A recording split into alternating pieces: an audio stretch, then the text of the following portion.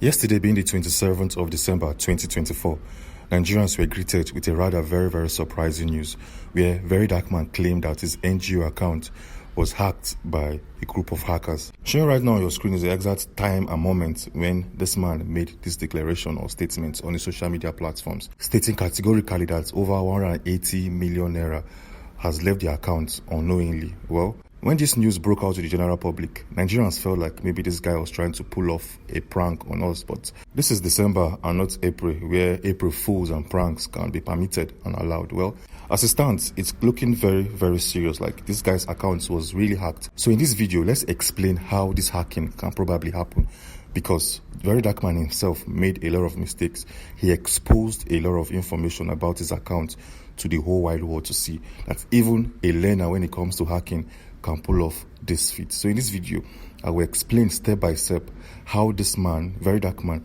exposed details about this NGO account and how this account probably was hacked. Well, first thing first, on the 18th of October 2024, Don Jazzy, the popular Don Jazzy, donated 100 million naira to this same NGO account. A couple of days later, VeryDarkMan made a video. Yes, he made a video where he launched this website, an app. In that video, he told Nigerians that, see you, this NGO account where every individual donated cash to has an app, very active app and a website. Yes, in that video, VeryDarkMan made a mistake. Let me show this to you. So he exposed series of details that he should have kept private and not tell the whole wide world to see. Well, showing right now on your screen are four very vital info that he shared. One, he shared his bank account. Yes, this man showed and shared the bank account associated, linked to the website and to the app. Second of all, VeryDarkMan spent some time explaining how this app and the bank operates. Yes, he clearly showed Nigerians because he wanted people to trust the process and trust that their funds are in safe hands.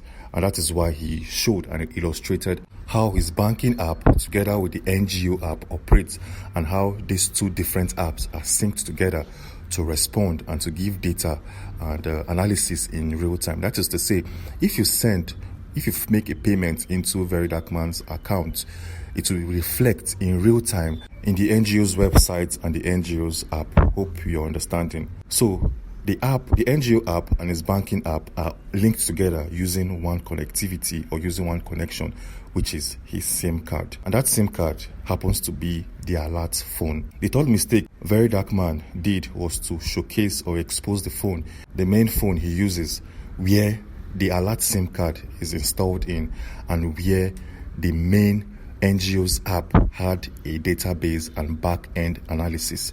Hope you understand.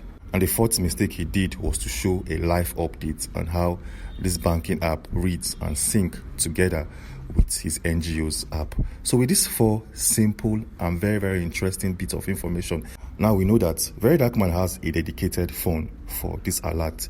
He also has his registered and alert SIM card in that phone, which is connected to Zenith Bank. Hope this is clear and hope you're getting the picture. In that same video, VeryDarkMan claimed that phone will stay in him or stay with him at all times so that he can actually follow up and track every transaction that happened between the bank and the NGO's app and website. Yes, he wants to be on top of it. He wants to get every notification and probably brief his audience and supporters on his Instagram page. So let's go down to the real picture and to the main conversation here. So how can someone hack his account? Well, it simply means that if you lay your hands on that phone or the SIM card, you can actually have access to his banking app. You can also have access to this email account registered to the bank, to the website, and to the app. Yes, you also have access to the back-end database on his website. So in that one phone that contains a SIM card, if anybody lay their hands on that phone, they can actually compromise every single thing, ranging from his bank, the NGO's website, the NGO's app, and also every other database within. Hope this is very clear. But the problem here is VeryDarkMan did not state in the video that he lost his alert phone and SIM card. So if this man did not lose his alert phone or his alert SIM card, how did this hacking happen? Well, it's one of two different ways. Showing right now on your screen is what we think happened. So maybe someone very close to VeryDarkMan pulled off this feat. Yes, somebody in his team or somebody very, very close to him probably gained access to this account, SIM card and phone, and pull off the feat by transferring money, huge sum of money from the NGO's account to a different account. The other way this whole hacking can happen is from the team of developers. Yes, the individuals, these developers who built a website, an app for VeryDarkMan, are also suspects in this case, because these guys have all the back-end data and all the tools needed to mess up with his website and the application. And one funny thing about this number 2 is that these developers may not even come in contact with the phone physically to pull off this feat or to hack his account. It's very, very simple. Let me show this to you. If you're very, very savvy with tech, or you're up to date with social media, then you must have heard about tools known as a remote access tool. Yes, so a remote access tool is like a software or app that enables one get access to a different device anywhere in the world, which simply means that you living in Nigeria, an individual staying or domiciled in Russia, can have access to your phone and to your device only if you install a remote access software.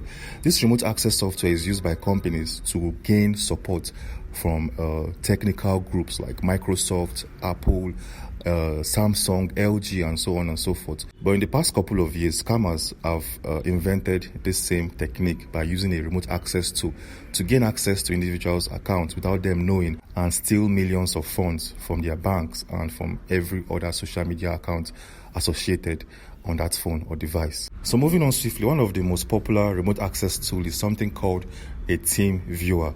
Yes, if you watch football very well, last season Manchester United had a sponsor named Team Viewer. So this Team Viewer is a software that has remote access embedded in it. So if you install Team Viewer on your laptop or on your phone, and you give a code of that remote access tool to anybody anywhere in the world, that person can actually operate your phone, operate your laptop from the comfort of their home. Hope this makes sense. So it is very, very possible that these developers at some point installed a remote access tool on VeryDarkMan's phone, maybe with or without his knowledge. Yes, it is very, very possible. So if these guys have a remote access tool installed on VeryDarkMan's phone with or without his knowledge, it simply means that these guys have access to his phone device from anywhere in the world. They can operate his own phone from their phone or device from any part of the country or any part of this world. So you can see this is actually very, very easy to pull off. And I believe this is the exact way and method